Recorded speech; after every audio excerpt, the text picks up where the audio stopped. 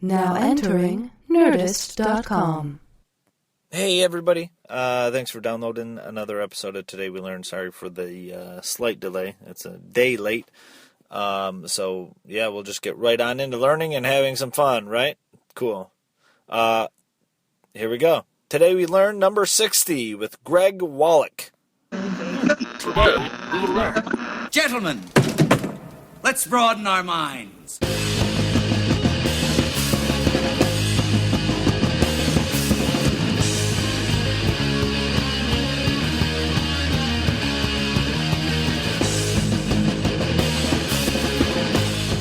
Hello and welcome to Today We Learned. Hope you guys are having a good day. Hope you're having a great day. Oh, I always have to one-up me. I gotta one-up. Always have to one-up me, don't you? The Price is Right one-upper. I hope you're having a $1 day. I'm having a $101 day. You mother. Anyway, we got a great show for you today. We have a very special guest in the house. Very special comedian, podcaster, storyteller, Greg Walloch. Hi, how are you guys? Good. We're doing well. Thank you for joining us. Yeah. Thank you. Thanks for having me. Yeah, you may know his dulcet tones if you go to the Standard on the first Thursday of every month. Yeah, it's the first Thursday of every month. Yes, a show called Eat Your Words, stories, food, stories about food, where the two meet.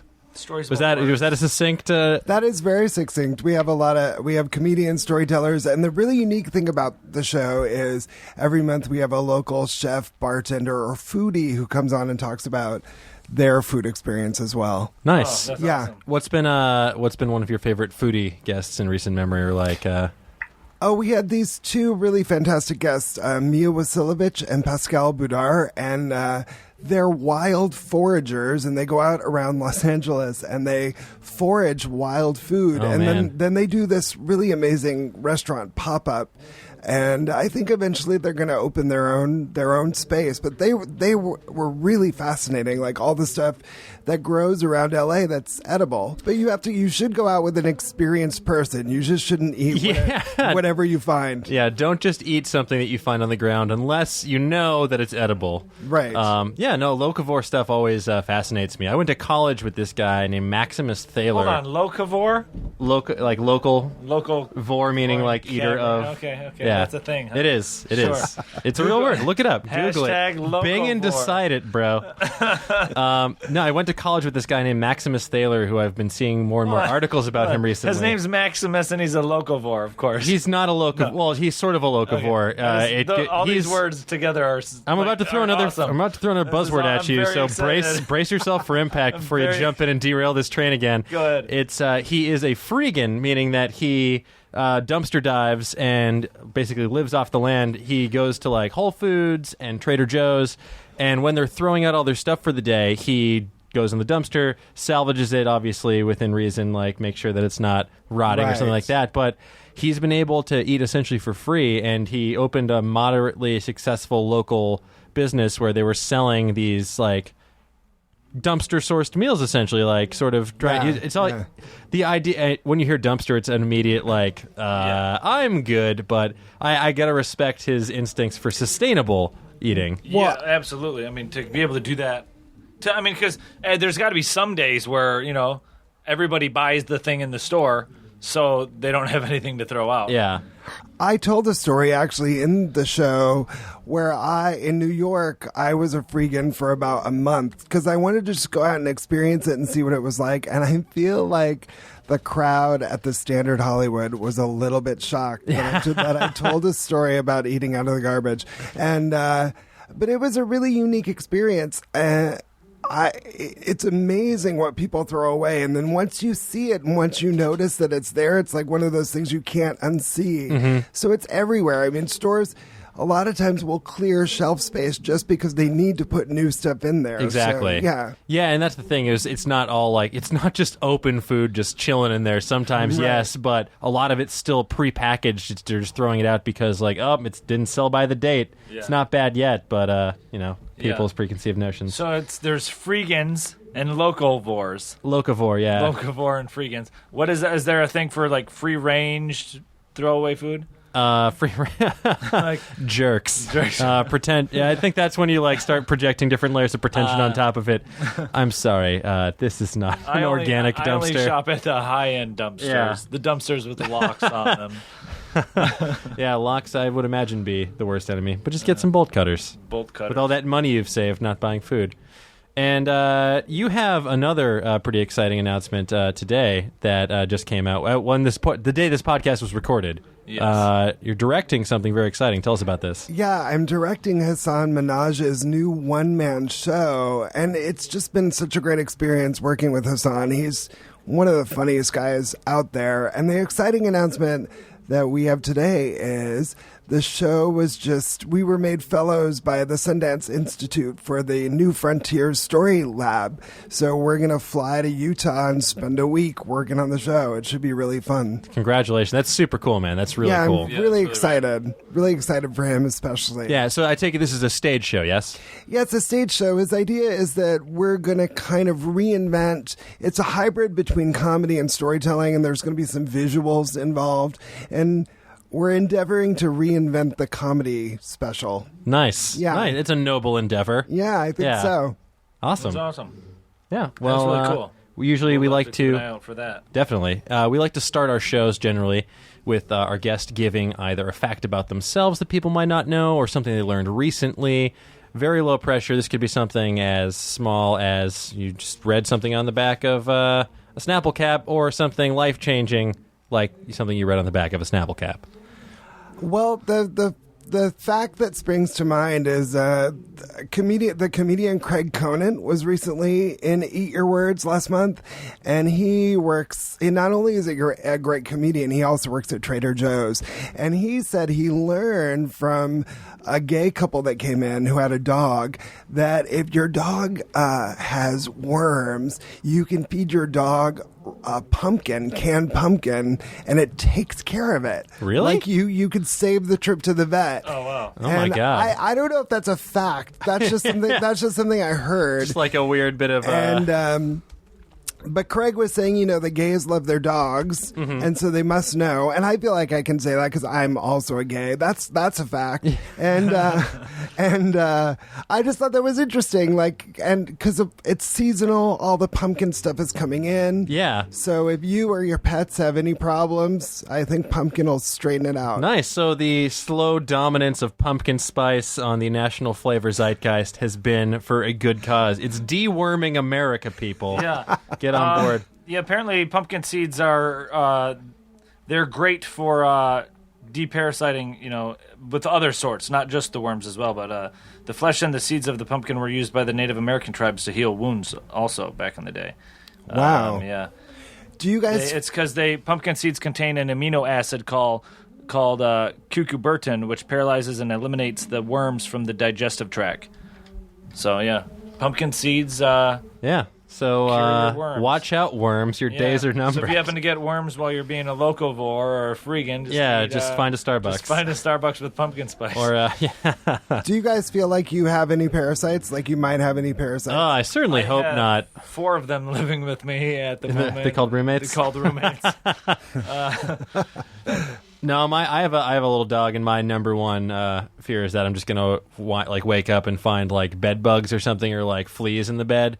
Not that I don't let her sleep in the bed, but somehow just proximity to her will result in my also getting some sort of parasite. I'm sure I'm just riddled with parasites, but they haven't been impacting my quality of life. So you guys look good. Thank you. Both look maybe good. that's the thing. Maybe that's what, maybe they're doing. Maybe they're good parasites. Yeah, they're parasites that are very self-conscious. Yeah, it's like like a remora on the bottom of a shark. They get a free meal. Yeah. Sharks don't get covered in crumbs. Everybody wins. I love it. Greg, I was reading on Wikipedia if that's correct. You were born in San Bernardino, California. That is correct. That is correct. My family never lived there, but I don't know if my mom was passing through. But I Let's have the baby there. Right here. But I did grow up in the Inland Empire, so it's not far away from where I grew up. Okay, wonderful. Yeah, I was reading on Wikipedia, as I get a lot of facts from, because it's an encyclopedia. It's a great pedia. It's one of my favorite pedias. San Bernardino is the 17th largest city in California and the 99th largest city in the United States. Now, also... Top 100. Yeah. Now, Not too also... shabby. San Bernardino is the poorest city of its population size in California, and the second poorest in the United States, next to Detroit, Michigan. Wow. The silver medal to Detroit's Poorness. Fool's And the gold. award for poor goes to Oh, man. Detroit, Michigan. And a couple other, so that's some fun facts about San Bernardino. Then while we're, I had this fact for a couple weeks now. I've been trying to toss it in here, and we've always, not gotten to it. But speaking of Detroit, Detroit was founded by a gentleman by the name of Antoine de la Mont Cadillac, which is actually where the automobile manufacturer Cadillac named themselves after the founder of Detroit. Huh. Oh, that's amazing. Nice. Yeah, Antoine was a French explorer and adventurer in New France, an area of North America that stretched from present-day eastern Canada in the north to Louisiana on the Gulf of Mexico in the south. The city he helped found, Detroit, became the world center of automobile production in the 20th century. William H. Murphy and Henry M. Leland, founders of the Cadillac Auto Company, paid homage to him using his name for their company and his armorial bearings as its logo in 1902. Now, fun fact, too, if I remember reading correctly, those two gentlemen were partners with, I believe, Henry Ford on one of the precursors to the Ford Motor Company. He had a few Ford automobile companies, but they flopped and they squandered. Then when he went to go start up Ford Motor Automotive, these two guys, William and Henry, went and started up Cadillac in 1902. So, yeah, Cadillac is named after the French explorer who discovered Detroit, Michigan. Well, Yeah, good for him. fun fact. Yeah. Good job, Mr. Cadillac. Good job, Anton. I think it's Antoine. De la Mont Cadillac. Yeah. That's my French. That's That's it. French. That's about the extent of my French. Is Beautiful. That was delightful pronunciation. Yeah, I do what I can. Mm-hmm. I do what I can. Well, let's keep the fact train rolling. Yeah, absolutely. What else we got, Dan? Kleenex. Kleenex. Yeah. Greg, do you use Kleenex ever? I'm not a big Kleenex user. Are you more of a kerchief user? I don't have a lot. I don't have a lot of sinus issues going on. Oh, enough. nice. I'm jealous. Yeah, I got one of those big, gigantic Kleenex packages at Costco, and I think I've broken into it. I've only taken out like 2 or 3 boxes Okay. over the span of a year. It's Wow. gonna last me forever. Yeah.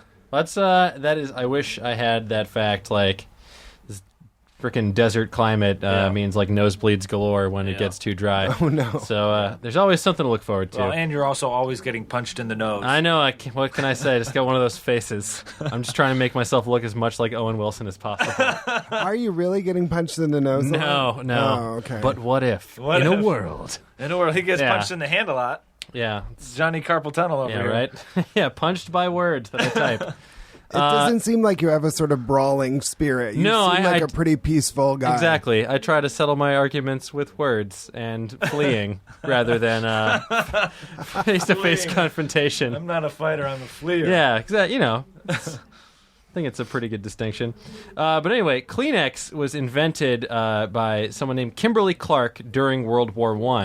In the year 1929, there were 3 different color tissues being introduced to the public, and later that year, they rolled out different designs. What an innovation. Man, what a time to be alive. They were the first company who introduced pop-up cartons, the tissue cartons that we know and love today, during 1928. And they were also they also revolutionized things again when they invented their little travel packs that are now ubiquitous at travel sections at Targets across the nation. Originally, though, they what was I having? Oh, they was originally marketed as specifically a makeup and cold cream remover rather than like facial. I can see that. It's still facial tissue, but it was more to like dab away excess makeup. In 1925, the very first Kleenex tissue ad was used in magazines showing, quote, the new secret of keeping a pretty skin as used by famous movie stars.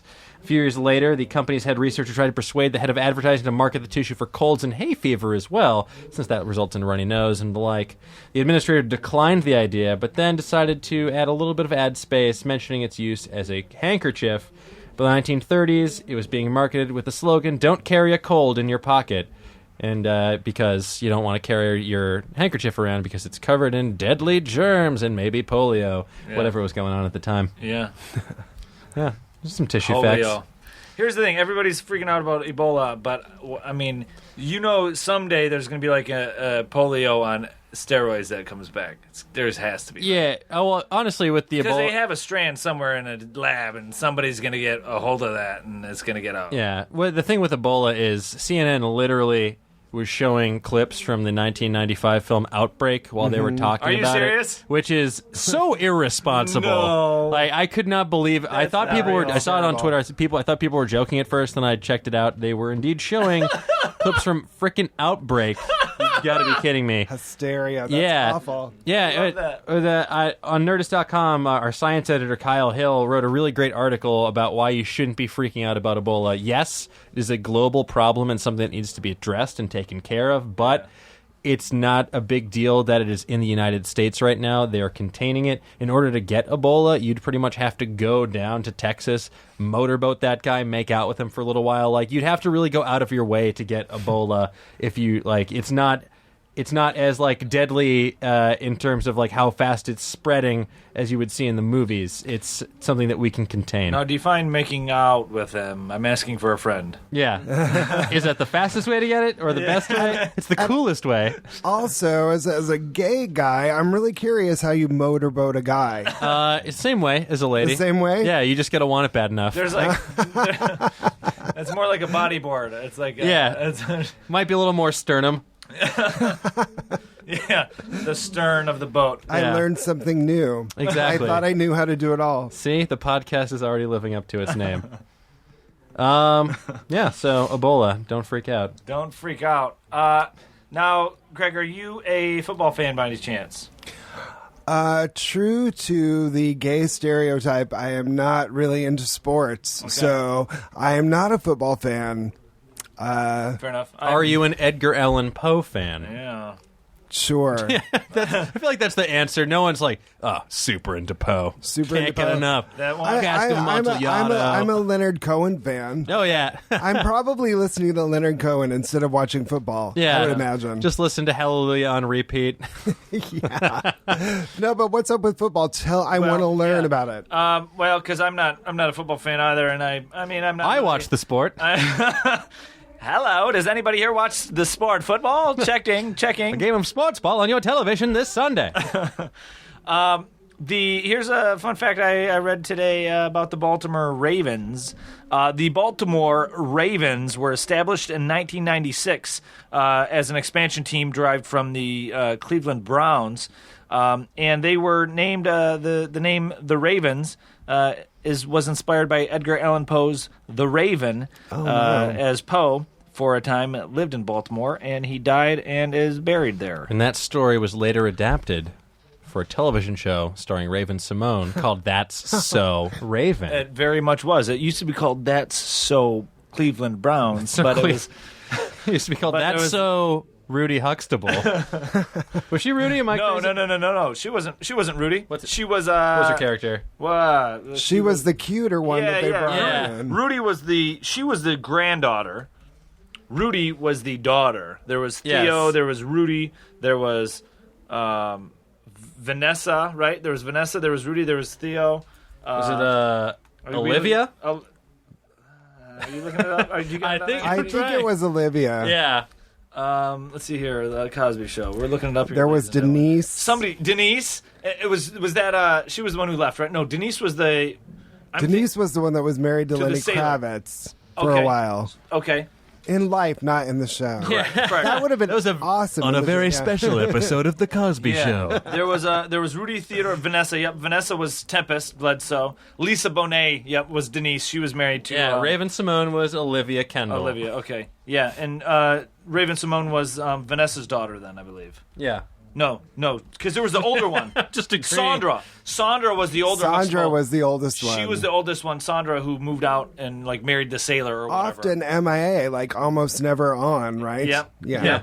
And she was the one that married to the sailor, and they had. So you're saying Raven Simone is in the remake of the Edgar Allan Poe? Exactly. Yes, she was in the gritty reboot.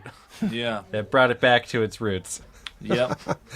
If they were saying things like that during football, I think I would like it more. If they were telling me about Edgar Allan Poe. Yeah, exactly. Just drop that in there in between talking about incredible first down conversions and the need to I'm sold. Yeah. really run those routes. While we're on the subject of Huxtable names, Go on. go on. This is a complete fluke here. This was not planned, ladies and gentlemen. But it This worked out. It works out perfect. So, Bill Cosby on the Cosby Show, he was married to Claire Huxtable, Felicia Rashad. Then they had the daughter Rudy Huxtable. Then they had Theodore Huxtable, Theo. They had Denise and they had Sandra, but they also had a daughter played by Tempest Bledsoe, who her name was Vanessa. Now, here's a fun fact about the name Vanessa. Vanessa is a feminine given name, especially popular in the United States and Germany. It was invented by the Anglo-Irish writer Jonathan Swift for Esther Van Humron. Really?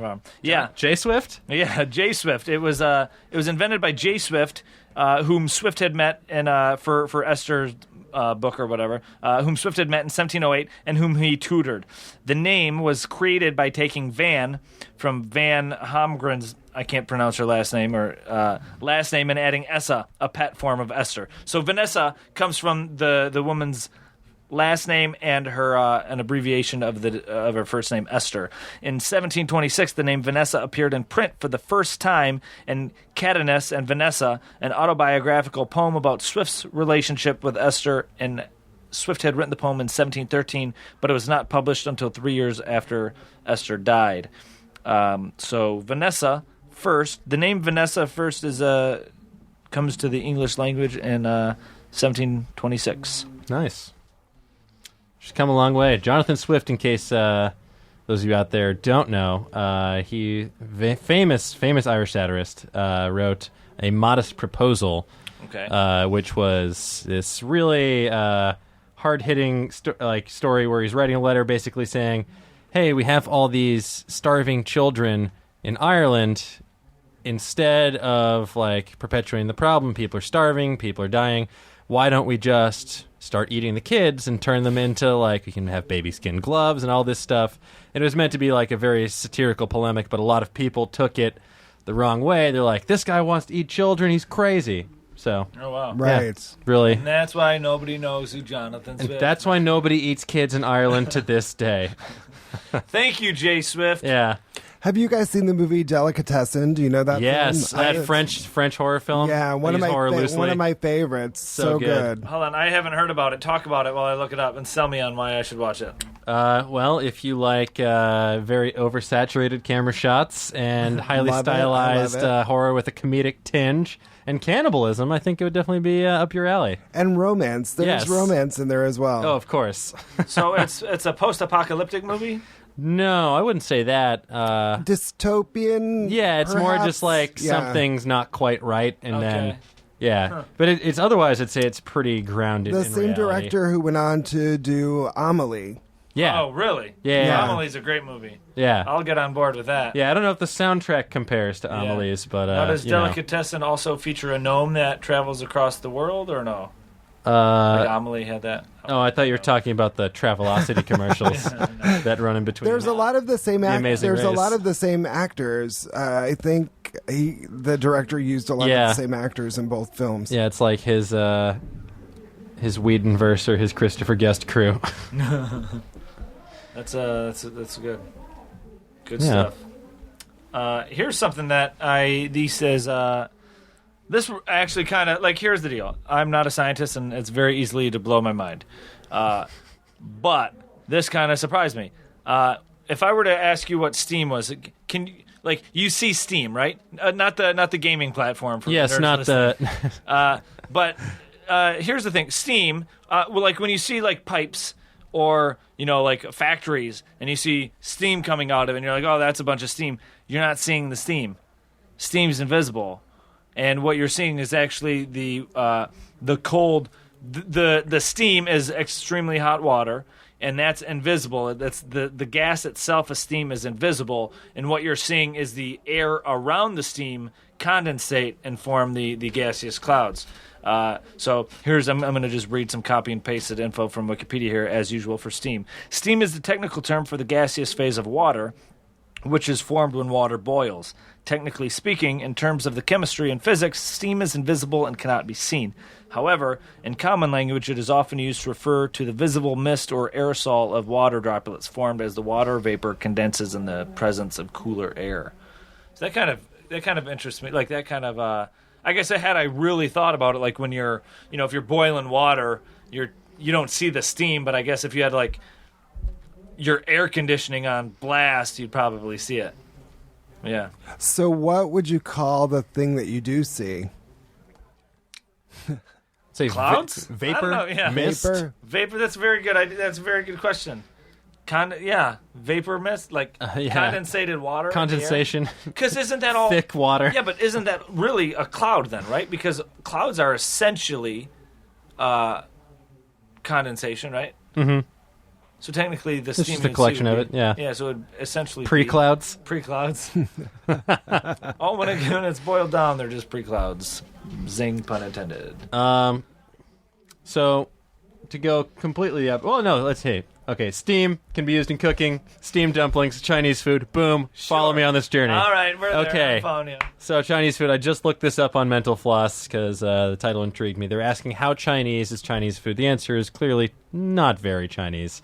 When you think of Chinese food, you think of those little paper white boxes, usually with the red writing and some stylized font, Right. and chickens named after various generals. Yes, a fun fact about those boxes. Yes. Those boxes, the Chinese food boxes that you get in the Americas, if you unfold them, they make a plate.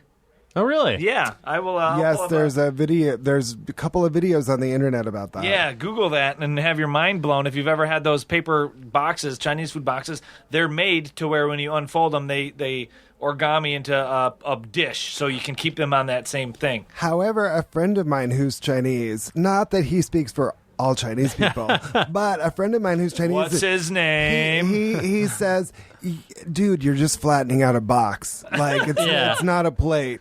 But I was pretty impressed. Yeah. I was pretty impressed. Well, tonight it has form and function. Essentially, a plate is just a flat box. I mean, I also didn't have many qualms about just eating out of the box. I do that with my cereal. But yeah, these just pour milk in there. Just pour milk, shake it up, and It's dump bold. it in my It's bold.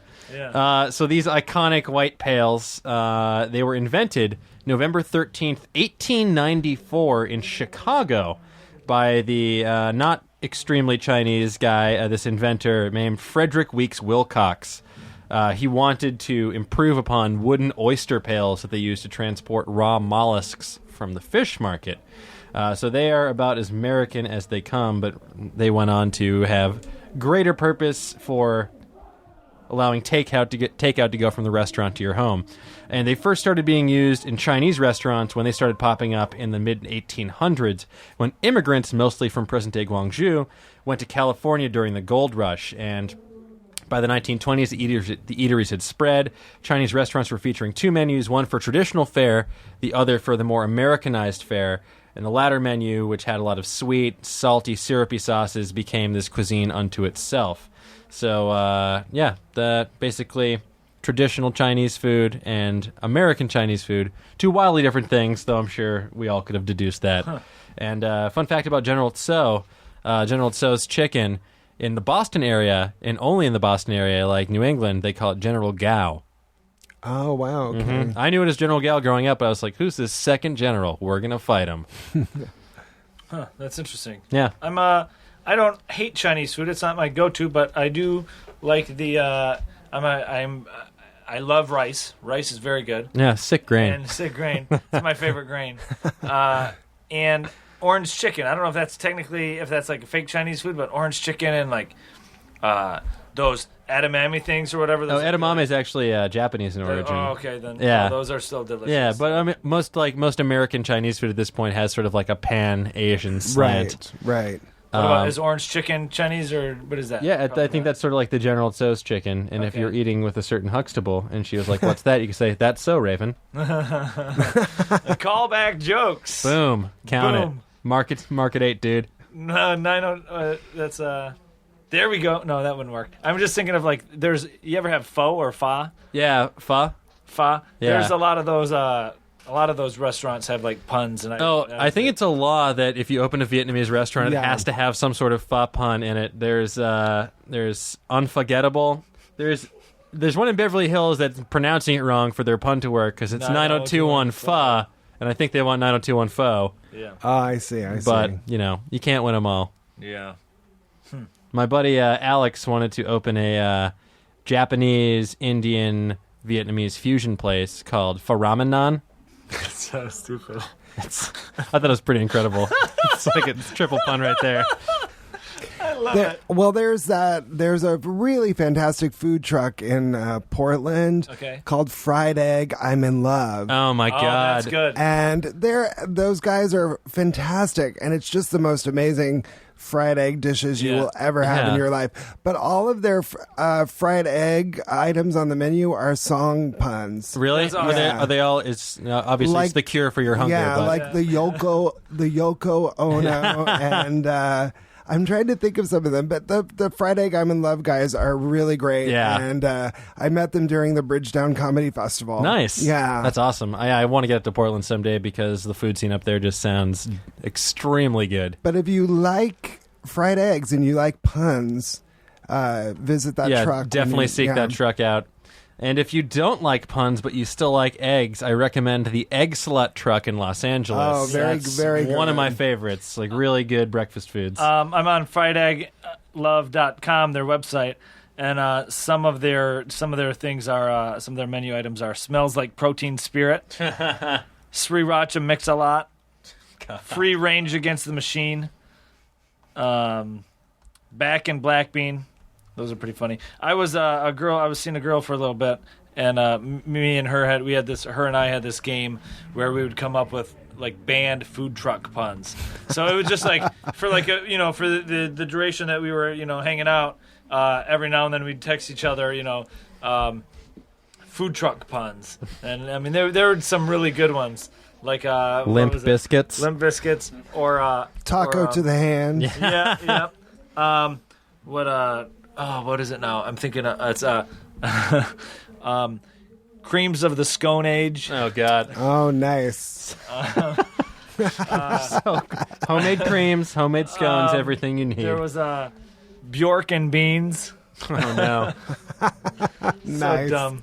Puns are so fun though. But yeah. And just the string cheese incident.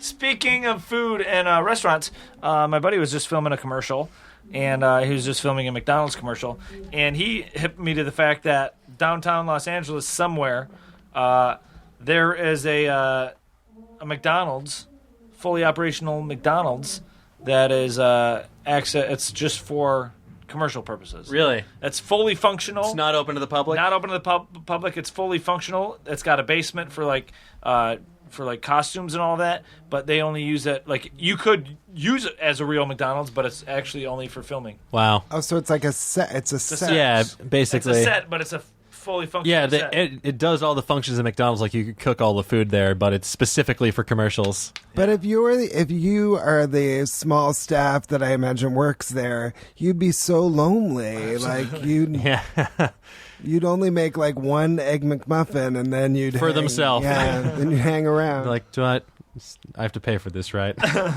I'm looking up some other McDonald's facts on Business Insider. This article is from 2012, so the facts might be slightly out of date. McDonald's feeds 68 million people per day, which is roughly 1% of the world population. That's pretty absurd right there. Wow. They sell about 75 hamburgers every second. And correct me if I'm wrong, but to bring it back around to the front, I think the first McDonald's was in San Bernardino, California. Yeah, it was definitely in California by Ray Kroc. He wanted to make his own hamburger stand. Or I think San Bernardino tries to claim that they were that was the birthplace of fast food, at least. Yeah, I'm trying to. And Hell's Angels, I think, and poverty now. It was indeed opened in San Bernardino. Oh, really? Yeah. The first McDonald's was in San Bernardino. The McDonald's restaurant concept was introduced in San Bernardino, California by Richard Maurice McDonald of Manchester, New Hampshire. It was then modified and expanded by their business partner, Ray Kroc, who bought them out and formed the McDonald's Corporation. That's pretty good. I don't How even pissed have are they? I don't even have a computer in front of me. That was pretty. Yeah. That's really good, yeah. Well, Ray Kroc, if my memory serves me, was a shake salesman. He was a blender salesman, actually, and or malt, and he would sell these like commercial grade, industrial grade blenders to restaurants and companies like that and diners. And he seen this, and he liked the burgers so much, he tried selling them a couple, and they ended up like they, if my memory serves me, they did really well selling shakes, and they sold hamburgers and shakes. And Ray wanted to turn it to franchise it a little bit. Like he was the driving force behind turning McDonald's into what it is today, which is why he ended up buying them out, I believe, and going forth and just sort of automation. It was kind of the first time where automation met food, I think. Yeah, they for better or worse. they originally called it the Speedy Service System, which is why the mascot was Speedy the hamburger, right? Mm-hmm. If I remember correctly, their old mascot was a hamburger. Yep. When's the last time you guys ate at McDonald's or fast food? I'm just curious. Oh, geez. Well, I'll be honest. The last time I ate at McDonald's, the most recent time I ate at McDonald's was a couple weeks ago. I was in New York. We rode bicycles down. We were in Manhattan visiting my buddy Joel, and we rode bicycles down to the World Trade Center, and we were riding around, and we were going to find Wall Street, and we wanted to stop and grab a quick bite to eat, so we stopped at McDonald's there. Now, prior to a couple of weeks ago, it was probably a good 3 years, just because I try to eat healthy, and I really don't like McDonald's. I love their Chicken McNuggets, but I'm not going to go out of my way to eat them, and it's not healthy for you at all, so I really kind of don't eat McDonald's at all. New York is such a strange place, though, to stop at one because there's not that many there. No, but they're super cheap there, I feel like. And this is how stupid it was, how dumb it is. They were a 2-story McDonald's, and there was a DJ. There was a DJ in a McDonald's with a laptop and his name stickered on the laptop. That's fantastic. It's all happening at McDonald's, you guys, and we are missing out. The exclusive club. I'm playing Mickey D's tonight. Be there. We put Molly in all the burgers. Moby's at the Wall Street McDonald's. Yeah. Oh my God. Yeah, no, for me it's definitely been a minute since I went to McDonald's. It's been within the last year, and before that it wasn't for quite some time. I went to Wendy's maybe 3 months ago because I was just starving late at night, and I didn't want to order an entire pizza, so I'm like, I'll just get some spicy nuggets. Other than that, I don't do a lot of fast food. I find myself doing more food trucks or stuff like that because there's a lot of late night options here, which is great. Oh yeah, there's amazing food in LA. That's what's really fun about doing the show at the Standard. I get to meet all these food people and be part of the food community, which is really fun. Yeah, it's hard sometimes.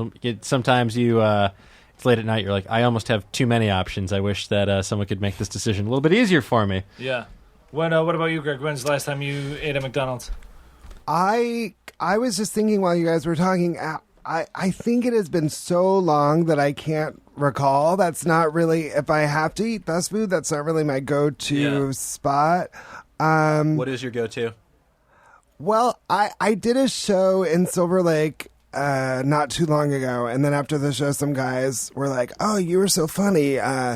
And the guy says, I make medicated gummy bears. Oh, man. Do you want one? And I was like, what is that? And he's like, it's a marijuana gummy bear. And I was like, yes, please. And so, and it was so tiny. I didn't think I'm like, it's so tiny. But I ate it, and then I proceeded to get extraordinarily high. So I walked just next door to the Del Taco, which was only like 3 or 4 feet, but I'm sure it took me 45 minutes. And I hadn't eaten at Del Taco since maybe high school. Okay. And I was in there eating a quesadilla, and I thought to myself, oh my God, this quesadilla is so amazing. Yeah.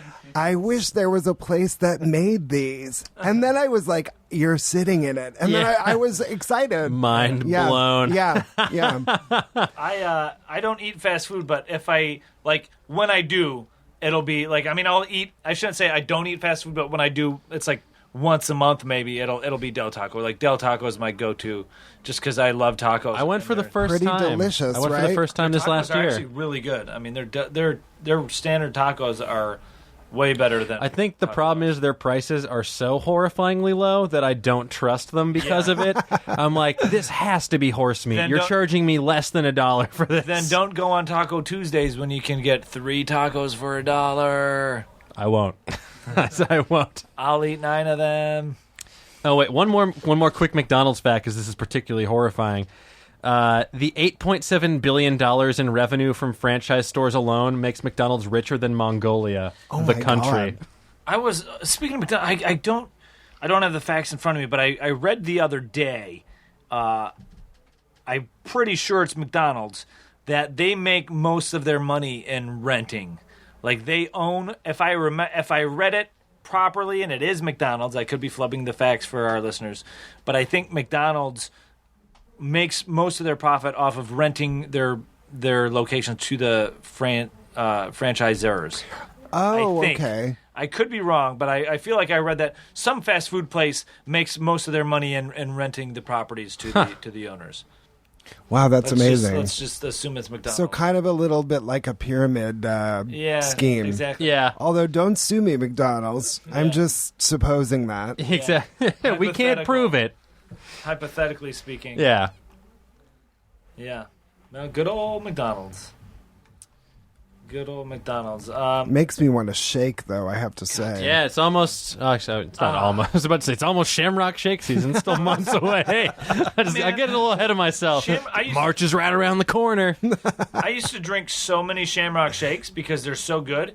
Then McDonald's went and made them the triple thick shakes, which are thicker than normal. And then all of a sudden they changed themselves to this McCaff horse shit, and they wanted to be like an upscale, like so it's McCaffey. It's like McCafe. Yeah. And it's everything's like smaller and in nicer glasses, and you don't okay. get the shakes in like the 32-ounce cups anymore. Now you get a shake and it's in like a small, clear, domed like Starbucks cup It's lid. in a little vial. And Yeah, it's the no, they same do have price. the dome. It's the same price, and they got like they put whipped cream and a cherry on it. It's like, look, dude, I don't want whipped cream. I don't want a cherry. I just want 32 ounces of Shamrock Shake for $3. And what is the Shamrock flavor? What is Mint. that? Yeah, it's Oh, like it's mint? peppermint, I believe. Okay, Whatever mint okay. chocolate chip is without the chips. Yeah, and if you want chocolate in there, if you mix that with you can get them mixed together, and that's called a McLeprechaun. Okay. Yeah, I was thinking like fun little fact. like grassy. Yeah. Like grassy flavored, kale flavored. Yeah, I will say kale,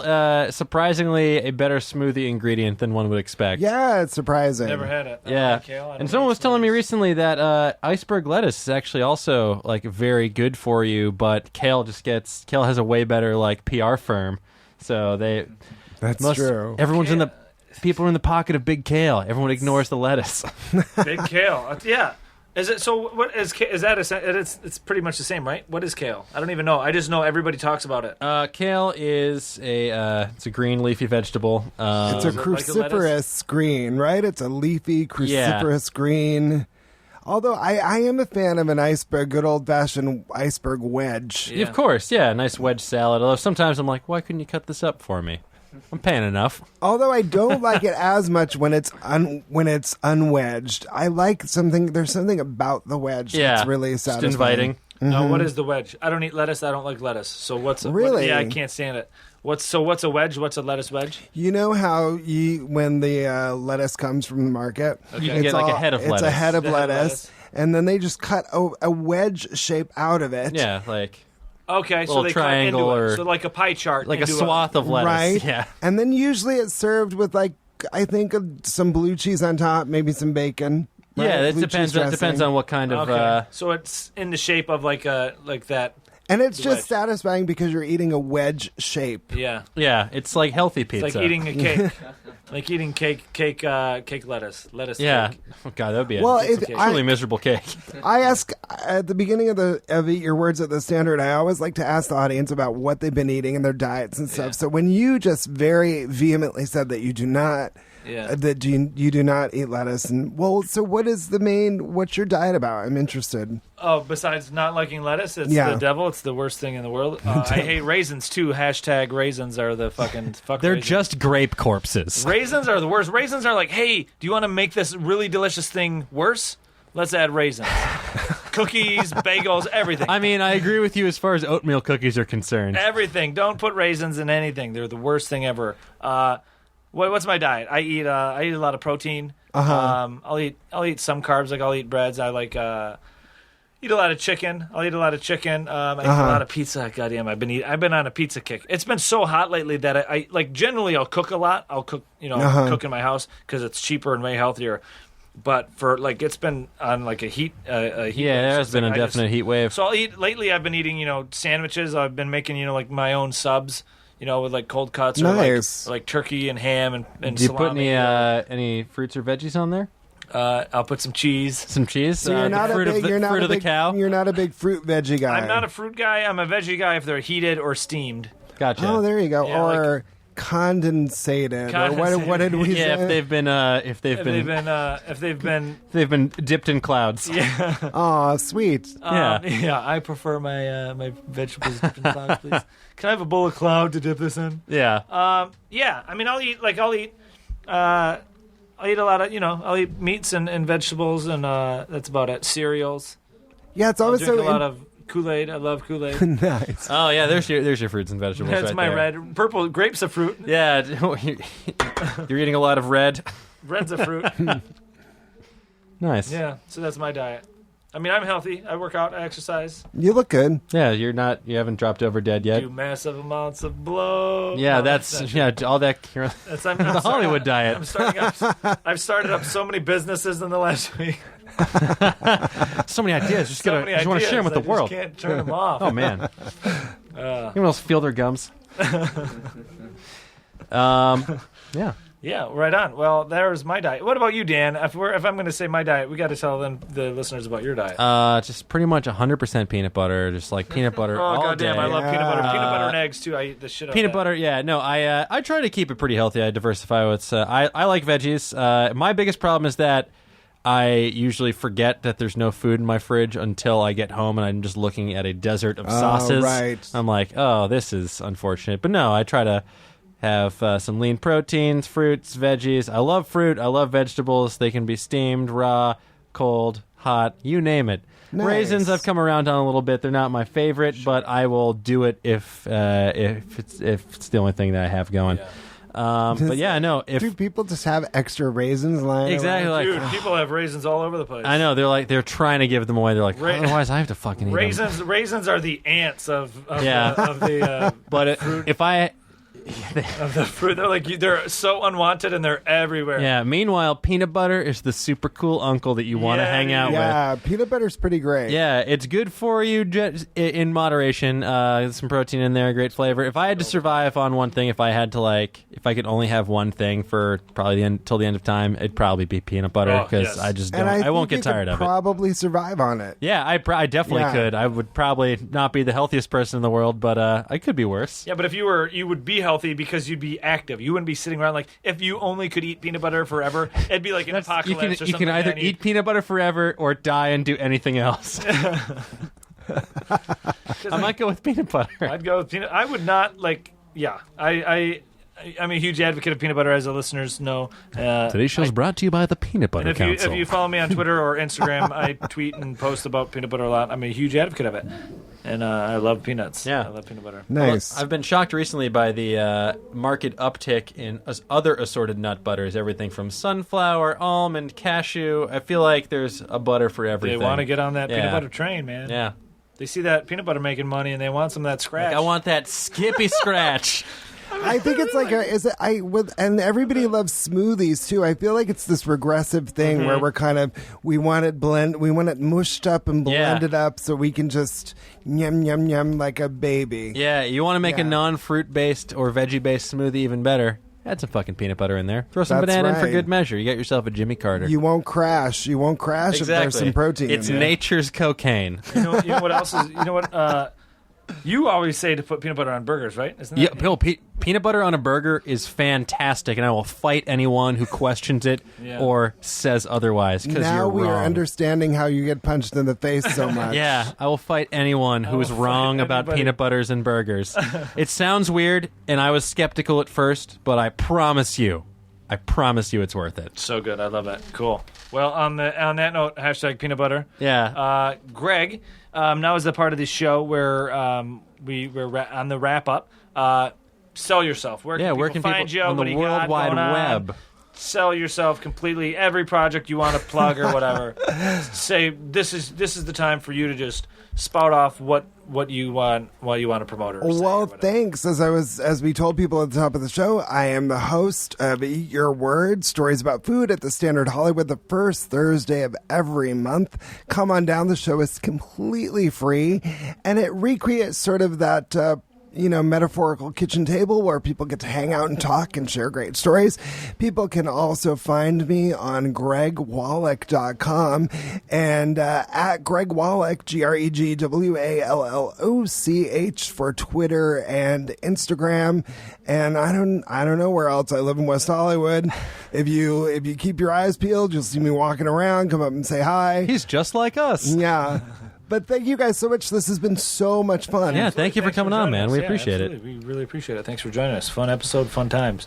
And if you'd like to find us on the World Wide Web, well, guess what? You're in luck. We're on there. You can find the podcast on Twitter at TWL Podcast. You can email us a fact if you have something you want to share with the world. Send it our way. Send it to todayWeLearnedPodcast@gmail.com. You can find us on Facebook, Today We Learned with Razzle and Dan. And if you want to talk to us individually, well, guess what? You can do that too. I am at OsteoFerocious. And I am at My Name is Razzle 2.